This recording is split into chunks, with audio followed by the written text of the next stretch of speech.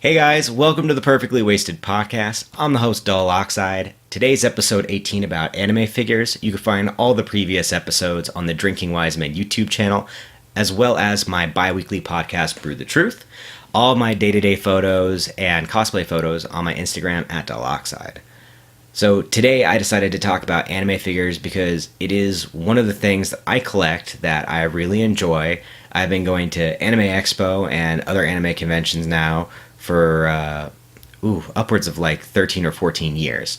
I started collecting figures because one of my friends was really into a series of figures, the Bohm series, and he had me basically looking through stuff because I'm always looking for a deal, so I was always trying to help him look for like the best deal on the Bohm figures. And in the end, it made it so that I started investing in figures because I figured I'd try and turn some over for a profit, any special editions, things like that. But the end result was actually the reverse. I started buying the figures for myself, and I started keeping them.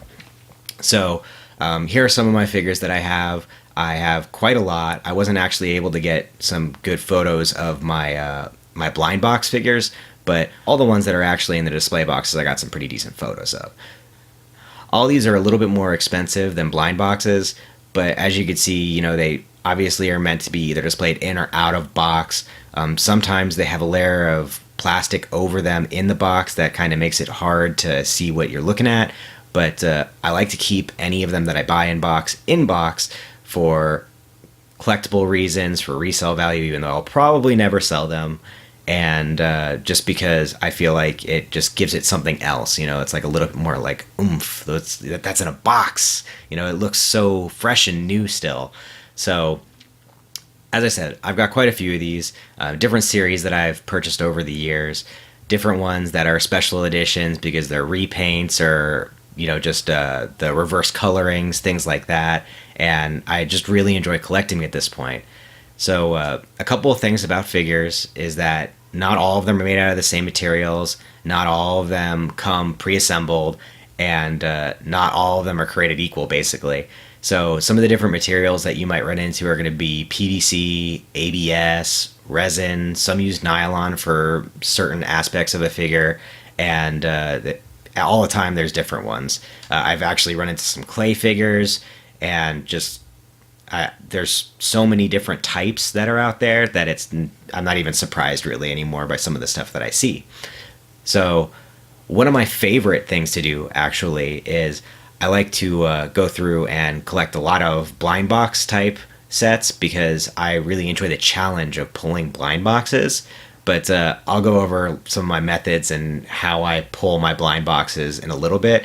For now, I'm just going to show you some of the other figures that I have that I've collected over the years and give you an idea of, what I like to collect, why I like to collect them. So mostly I collect stuff, like I said, from series that I enjoy. And characters that I enjoy in them. Most of them are females because not a lot of the male figures actually look super cool, with the exception of One Piece figures, which I like most of their male figures because they do look cool. I've got the special edition Luffy figurine that they had at the Anime Expo last year, and I think it was actually created for another expo, but in the end result I got it anyways, which is great. Also, I've got some Hellsing figures, Sword Art Online obviously. I've got Darkstalkers. I like Morgan and Lilith. And then I've got just a plethora of other series, K-On! And just tons of stuff. There's just so many. Maybe I'll possibly post some photos if I can find some of the other ones, because like I said, I wasn't able to take any really great ones of my blind box sets. Now, one thing is that I will almost always buy a female character that I like if they have a catgirl or just a furry type version that isn't like super furred out. So if there's the catgirl version, I'll get it. If it's like a dog girl kind of thing or a bunny girl kind of thing, I'll probably get it too if I really like the series. I do like some of the Lolita type dresses, and I actually, as you can see, I've got a couple of Eva ones here, and I don't really like the series at all, but their figures usually have like really decent detail and are pretty consistent, so I usually try and pick a couple up.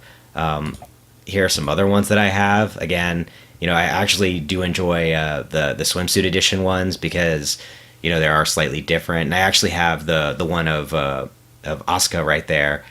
It actually has a special feature that, depending on the temperature, her dress changes different colors. It's either kind of like transparent like it is now, or it turns black.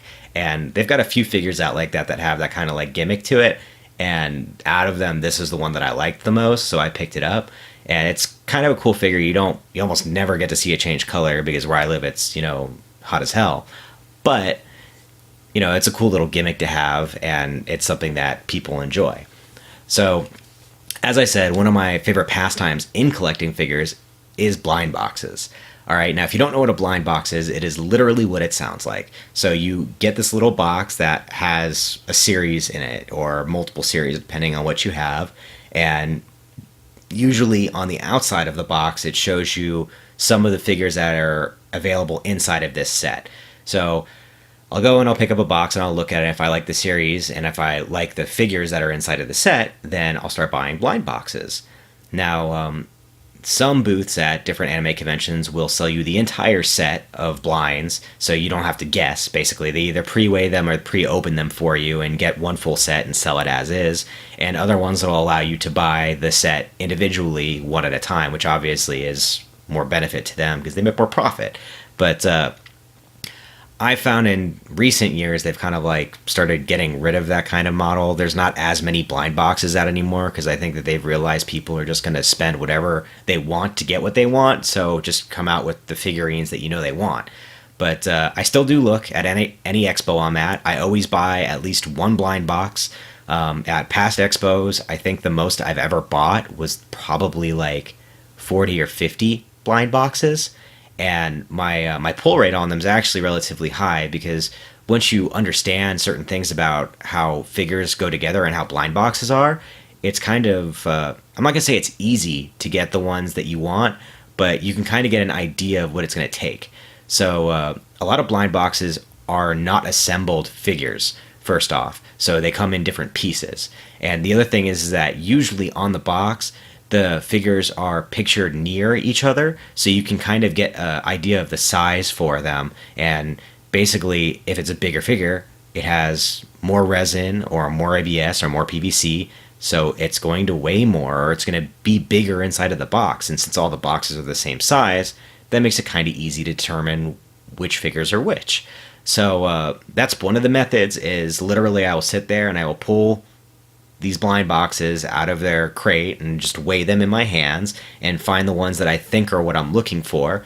And another thing is that the blind boxes don't always come like the full set inside of a box. Sometimes you have two of the same set in a box, and people, when you go into conventions, they're flip-flopping everything around and putting them in different boxes.